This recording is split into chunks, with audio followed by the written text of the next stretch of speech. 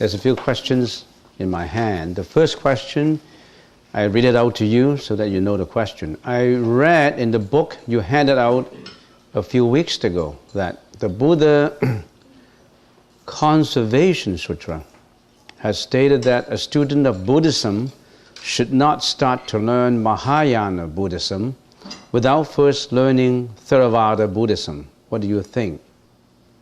Mahayana already includes Theravada. Theravada is basically self-reliance on the practice. You have to rely on yourself for meditation. You have to do meditation. You have to do the 4 contemplations. Contemplate the body as impure. Contemplate your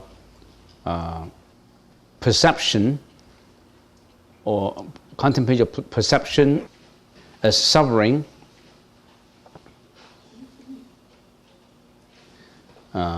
Contemplate your mind as impermanent. Every thought is impermanent. Contemplate all Dharma as with no self. So it's already been the Theravada has already been included in the Mahayana. So if you learn the Mahayana, automatically you're practicing the Theravada. I think the best is not to differentiate which school. Aim at the practice, not at the difference of the approach, because Mahayana includes Theravada. If you can completely eliminate the ego, so no ego, no personality, no being, no life, you completely eliminate no more ego, no more I, then you're out from samsara, out from life and death, in nirvana already. But it would go one step further. Even the concept of no ego, no personality, no being, and no life has to be gotten rid of too. Then you go further to the Bodhisattva's approach. The Arahat approach is more of, I'm safe, I'm out from life and death, I'm out of samsara. And that's good enough. I walk out of the forest, of the dark, gloomy, the forest of suffering. I got the map. Buddha gave me this map, and I followed this Theravada map, and I got out from life and death, from the forest, from that forest of reincarnation. I walk out, which is Nirvana already. And then the Mahayana said, it's not just yourself walking out. You got to go back to save the folks behind. Walk back there. Or on the verge of the forest, you don't even want to go to Nirvana. How can I go into Nirvana, out of samsara, where my folks are still suffering? I want to be with them. I want to go back and tell them and show them the map, show them the map of how to get out. I can't forsake my folks. So what you're saying is, learning to get out, people, you just learn to get out and that's it? No, you have to go back to save. Because you, as a Bodhisattva, you consider yourself as one with all the other folks. So, one includes the other. Why differentiate? But if you practice Theravada, that's good enough. You walk out from the forest. Maybe when you walk out from the forest, then you know, at the verge, when you're walking out at the verge, you want to go back and become a Bodhisattva. It's a matter of level. Both are good. The Mahayana includes the Theravada, and the Theravada has a section of the Mahayana.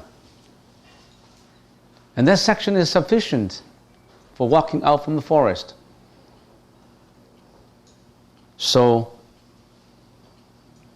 it does not matter which one is more appropriate to you.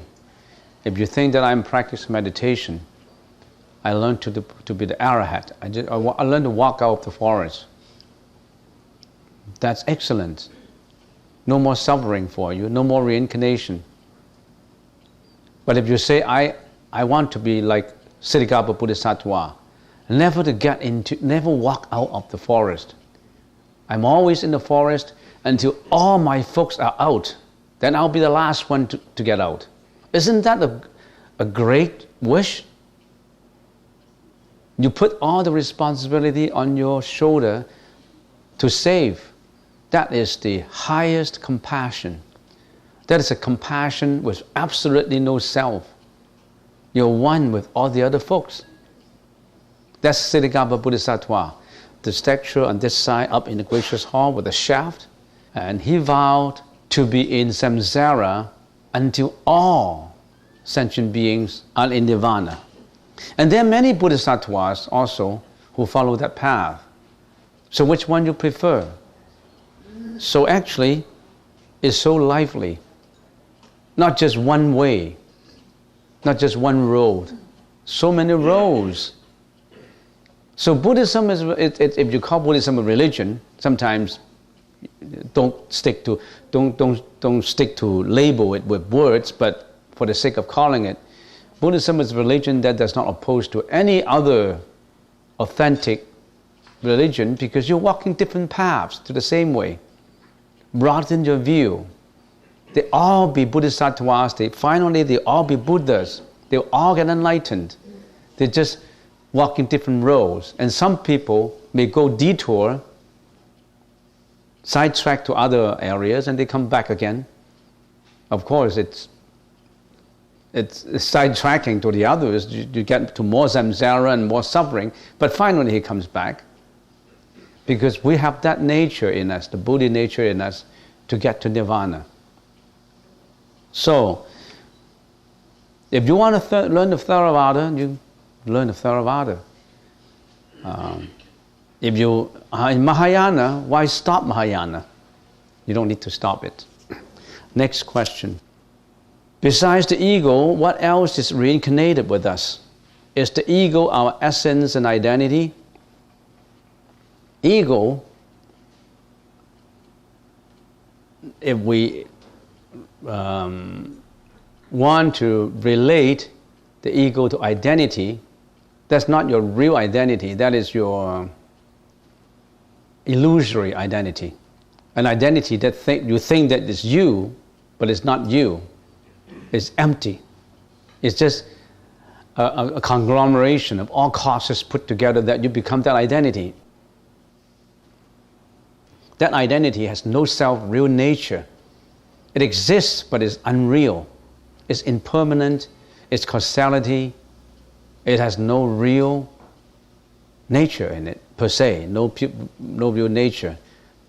But we attach to it. We think that's our identity. That ego, there is another school of thought called the Vijnana, studying the consciousness. That ego is the tainted consciousness, which is the alaya consciousness. That alaya consciousness, if we call the ego, reincarnates. What else is reincarnated? That consciousness. Is it your essence and identity?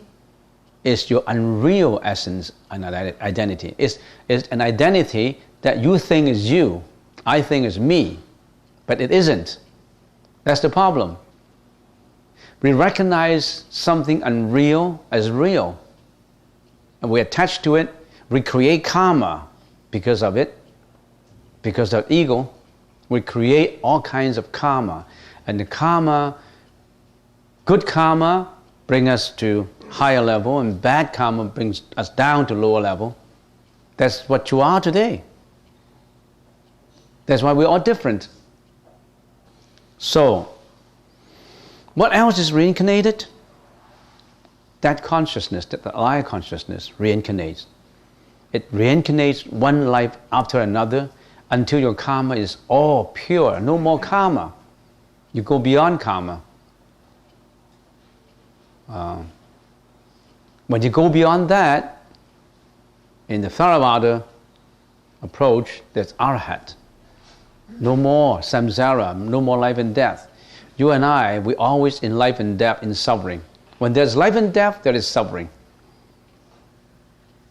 There's sickness, there's aging, all kinds of suffering because of life and death. So that's the problem of the ego. And people who don't look at the spiritual side of the world, study the spiritual life, they always think that I have to maintain I. I is important. I want to do this, I want to do that. I want to be the president, I want to be this, I want to be that. And if you do it the right way, it's probably beneficial. If you don't do it the right way, if you are stepping on other people to get to the top, a lot of bad karma is created.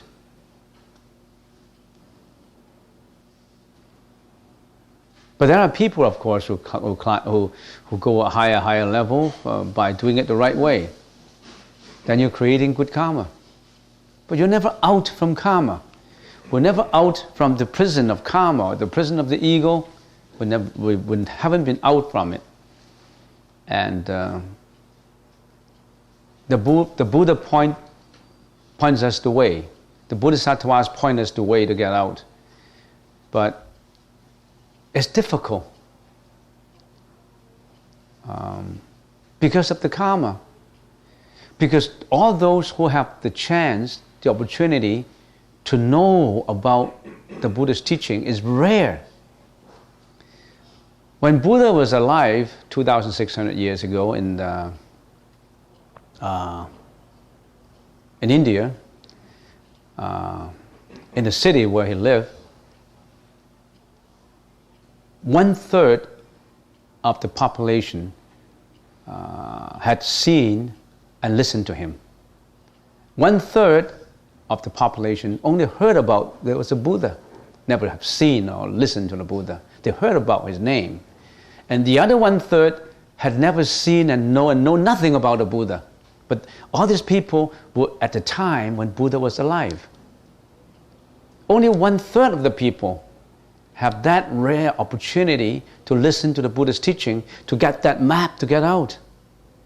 Because they have that causality so that they have the chance to know about it. So different people have different karma. And we all here, we all know that now, people here, we know the Buddha's way. And imagine, in Vancouver, how many people practice? How many people actually know the spirituality of life, not just the material?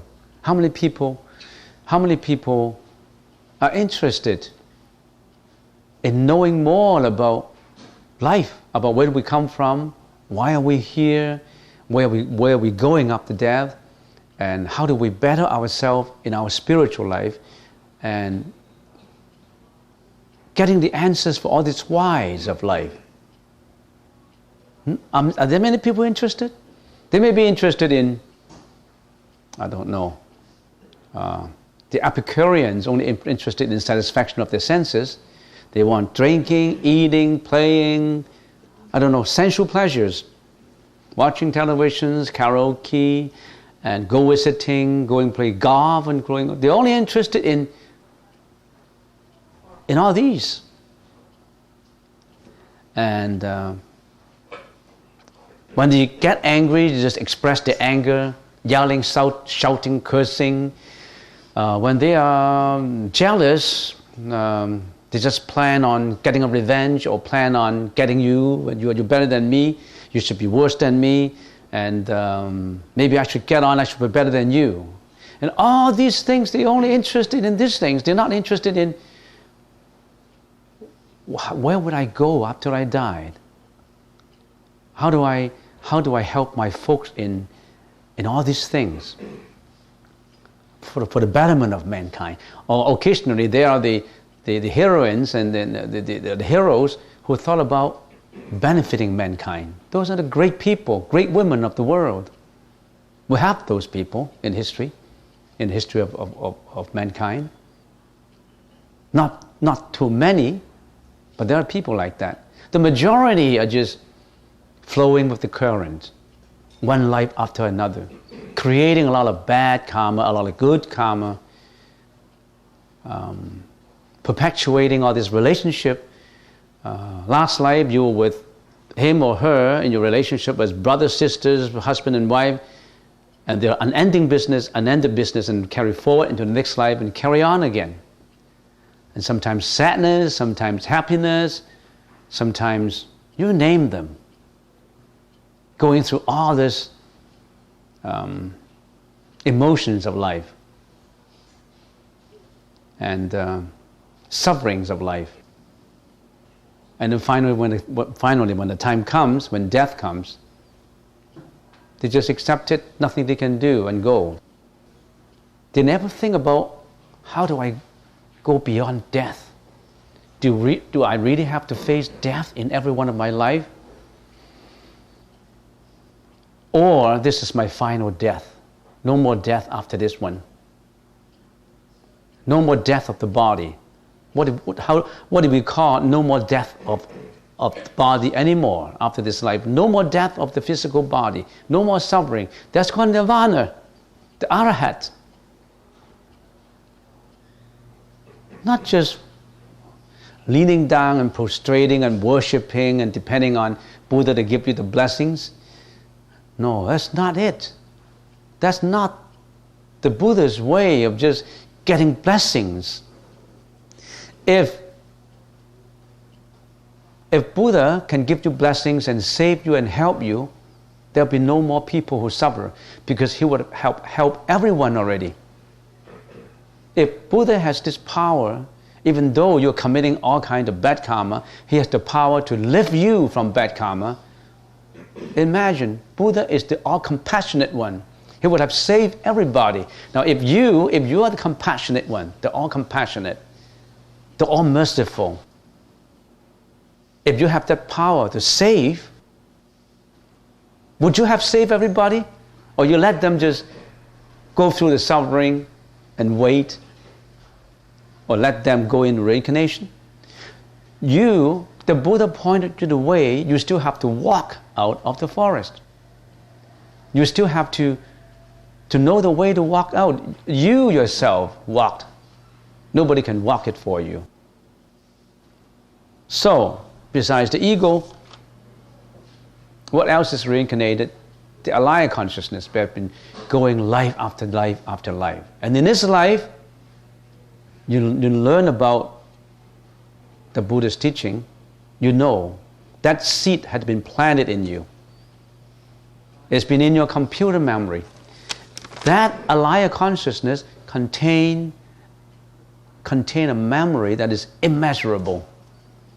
It contains all the seeds in there. That seed of Nirvana is planted in you. When would it germinate into a shoot and then mature into a tree and then flowers? It depends on this life and all the other lives. But a seed is planted. So it's important to plant seeds. It's important to plant that cause of Nirvana, that cause of enlightenment. Okay, the next question. You're Venerable, you are teaching us that no ego, no passions, but we go to the outside, to the normal living world, and then we have to face, to generate what we will need for our old age. This distracts us. How can we find the exact middle point where we can find these two things not in conflict? Well, I think what it's talking about is, on the one hand, we say we should practice no ego. On the other hand, when you go out to the outside world, if you absolutely have no ego, you have no protection yourself, and you're not striving for anything, then maybe you're losing out. You're not facing the practical reality when survival of the fittest, people say. Survival of the fittest. If you don't protect yourself, you don't survive, then you lose out. So what's the best middle point? Well, you're practicing no ego, no passions, and in the process of doing it, you still need the intelligence, you still need the wisdom of the protection. In other words, when people, when you know that someone is taking advantage of you, or because if you're being taken advantage of, you lose out a lot of things, or you go into trouble, or you go into conflict, then you know how to protect yourself. But that's normal. But just watch it that you don't overly protect yourself, that you ruin others. In a lot of ways, many businessmen told me when I talked to them, is that I didn't do anything wrong in my life, in my business, and I didn't ruin anybody. I just doing my business. But then as we further our conversation, we find out that in the process of protecting yourself, if you overly protecting yourself, you're hurting others. And you don't know about it. You protect yourself too much. Say, for example, you draw a contract, you want all the terms to protect yourself. And you may even in the process of fabricating something, or in the process of introducing a term that your opposite party does not know, because you want to protect yourself. That's karma. You watch yourself. You work within the discipline. You work within the parameters that you're not creating bad karma. That's why you have to take the precepts. In the process of learning the eagerness approach, you need support. You need the Vinaya support. You need to conform to certain precepts. Abstaining from killing, from lying, from sexual misconduct, from stealing, from intoxicants, and many of these things would give you the criteria to protect yourself. You think those precepts will restrict you? They protect you. They remind you in interacting with the world, with the outside world, this is what I cannot do. I cannot kill, I cannot steal, I cannot lie. If I do that, it seems that I have the advantage of all that because I cheat people. Oh, that's good for me. I got all this because I cheat them. But the bad karma will finally get back to you. You can't get away with it. You may win at this present moment, but you face dire consequences. So when you know about these precepts that you have to observe, you get protection. The precept tell you, hey, you can't cheat, you can't do this. So actually observing precepts, taking on a rope of observing precepts, to give you the protection, give you the criteria in the outside world how to interact with people. You think you're being a fool that you observe all this Vinaya and all these precepts? No. You think you're a fool when you are in a restaurant, when you're dining with your friend, and your friend wants lobsters, and the waiter bring out a live lobster to be seen by everybody, and then they slaughter the lobsters and cook it, and you know you should not kill it. You should say, no, don't kill it for me. I don't kill animals, and I already have my precept, abstaining from killing. So I cannot stop you from eating it, but don't kill the lobster for me. Then you don't have that bad karma.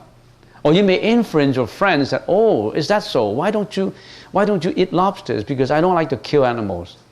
I try to be a vegetarian, but I cannot, so I only eat frozen meat. So they may be touched by you and say, what's the reason of being that? And they keep on explaining, and finally he himself becomes a vegetarian. Then you turn a non-vegetarian into a vegetarian person. You're creating good karma indirectly. So many things, many examples, I can go on. You understand? So why don't you take the precepts? There are 5 precepts. You can take one. You can take abstaining from killing, unless you like to kill animals. Abstaining from killing, abstaining from lying, abstaining from sexual misconduct, abstaining from stealing, abstaining from intoxicants. These are the 5 basics that if you want protection, you observe them. They don't give you restrictions. They don't give you limitation. On the other hand, they give you the protection. Many people thought these are limitations to me, these are restrictions to me. I can't do this, I can't do that because of these precepts. They just think it the other way. Last question. Is a real story, one girl has been very beautiful according to what you've said today because of then a good karma. He got married with a millionaire, very nice guy, but he's not nice. But she's not nice. She became greedy, treats everybody very badly, even the friends and family. What's happening to her? Is she changing her karma? Can good people change into bad? Good people can change into bad people, and bad people can change into good people. That is changeability. That is the truth of the world. Everything changes. Some change for the better, some change for the worse. And the fact that she's beautiful and she's married to a millionaire, she created all this karma. And after she got married, she turned into a bad person, being very selfish, being very greedy. She's creating bad karma for herself. Lots of people are like that, not just this lady. Some people started off with bad karma, but they strive to create good karma. They become better and better and better. They're improving their life. This is very ordinary. Because of what she's done, she's beautiful and married to a millionaire, but later she changed, and she's going to suffer in later life, or maybe in the later part of her present life. We don't know.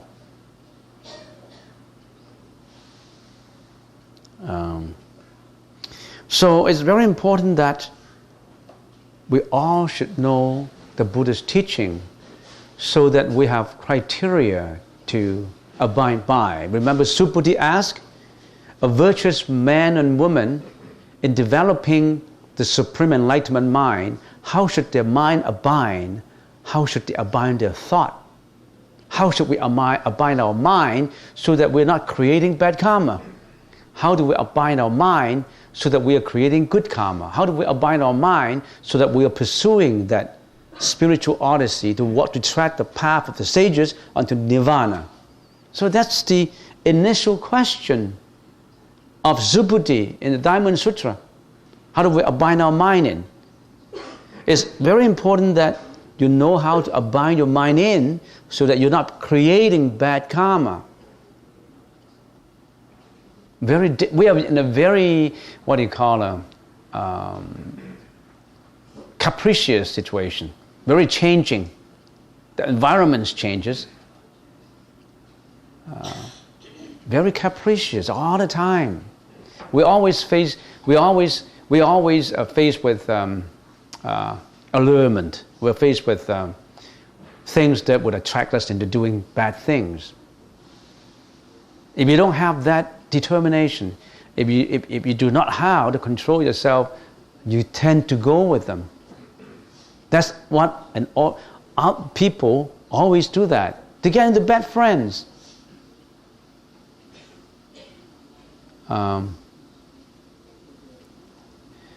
So when in most of the Chinese Buddhist temple, they have a gate.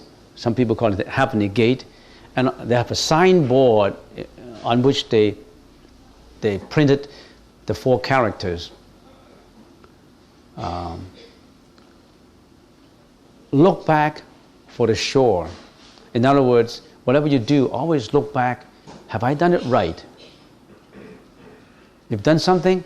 Have I done it right? Do I need to change?